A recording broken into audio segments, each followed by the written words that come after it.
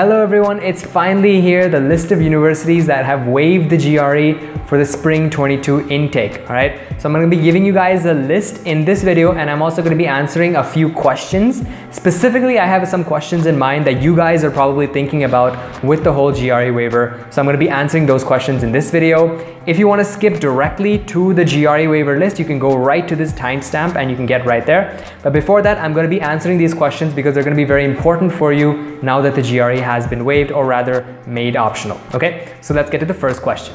So now that the GRE has been made optional, what are admissions committees going to look for in a potential applicant, right? So as you guys remember, the GRE is not the only part of your application. You also have your GPA, research or projects, your SOP, LOR, any other kind of internship or work experience, all these things that you've done, all of these will contribute towards your profile, okay? So now you can basically take the GRE out of that equation and everything else is what's going to be important towards your profile. Specifically, what I want you guys to pay attention here is that if you are applying to, let's say, a quant-focused program, right? That means engineering, finance, MBA, accounting, Masters in Management, all of these will be counted as quant-focused program, okay? So for these programs, what you want to do is you want to make sure that you prove that you have a strong quantitative ability, okay? Now without the GRE, and with the GRE, you can easily just get a good quant score and that'll be enough. But without the GRE, you're going to want to make sure that you have a good GPA, and even better than that, you actually have good grades in your mathematics courses in your undergrad program,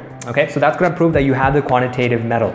Which brings me to the next question, which is, should you guys send in your GRE score now that it's made optional, okay? There's specifically 4 cases that I want to look at because the answer is going to vary depending on who you are and which program you're applying to. So if you guys have already been preparing for the GRE and it's been like, maybe a couple weeks or a couple months now, and you still have time before, you need to take your GRE exam, I recommend that you actually do take your GRE exam, get in a good score, and then send it to the university, right? Because having a good score is really going to help you improve your profile even further, right? It's going to strengthen your profile, okay? In case number 2, let's say you haven't been preparing for the GRE, but you're already pretty good at quant and verbal, like you're confident in your skills, and you don't have a lot of time left, but even if you do study for that time, you can still end up getting a pretty good score on the GRE, then I recommend that you do start your GRE preparation, get a good score on the GRE, and send it to the university in order to improve your profile. In case number 3, let's say you have a low GPA and that's going to be dragging down your profile, then you should absolutely send in a strong GRE score. The reason why is because your GPA is one of the most important elements in your profile. So if that's low, then you need to be able to compensate for that. And the best way to compensate the GPA is through the GRE. Now let's say your GPA is actually pretty good, okay? So in that case, you don't need to send in a GRE score because the GPA will take care of it, right? So if you have like a strong GPA, if you're like, the top 20% of your class and stuff,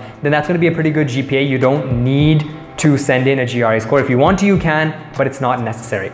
In any case, if you guys do have a good GRE score and if you send it in, that is going to strengthen your profile and improve your admit chances. Before we move on to the rest of the questions, I just want to remind you guys to subscribe to the channel because we have a ton of graduate program related information every single week on our channel.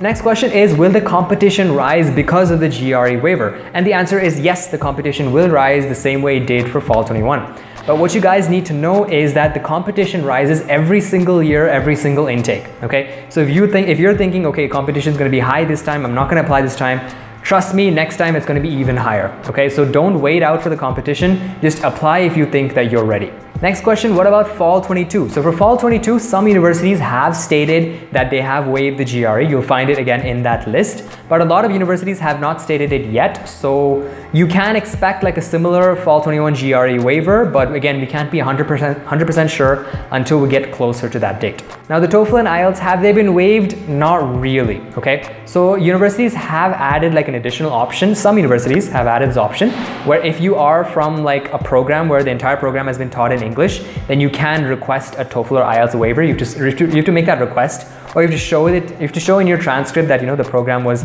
conducted in English and so on. So some universities do have some other ways that you can not write the TOEFL and IELTS and still apply to the college, but a lot of the other universities have not waived it, so you're still going to have to take those examinations.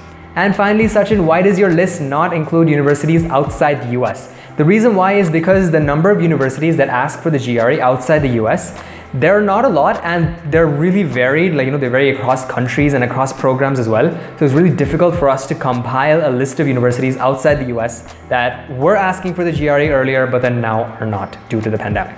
Okay, so that's it for the questions. Now let's get to the list of universities that are waiving GRE for Spring 2022. Okay, so first up is the University of Texas at Austin, and specifically the Electrical and Computer Engineering Department. So you can see that they've plainly stated that the GRE is not required for Spring 22 applicants, right? So this is the most straightforward way to waive the GRE. Next up is the University of Pennsylvania. So they've stated that submitting your GRE score is optional, but they also state that if you do have a GRE score to report, then they encourage you to report it, right? And if you don't report it, it's okay. It's not going to negatively impact your profile, but still, if you do have a score, that they encourage you to do it, right? And they've only done this for most of their graduate programs, not for all of them. For the rest of them, you might have to apply for a test waiver. Next, we have Columbia University, and specifically the School of International and Public Affairs.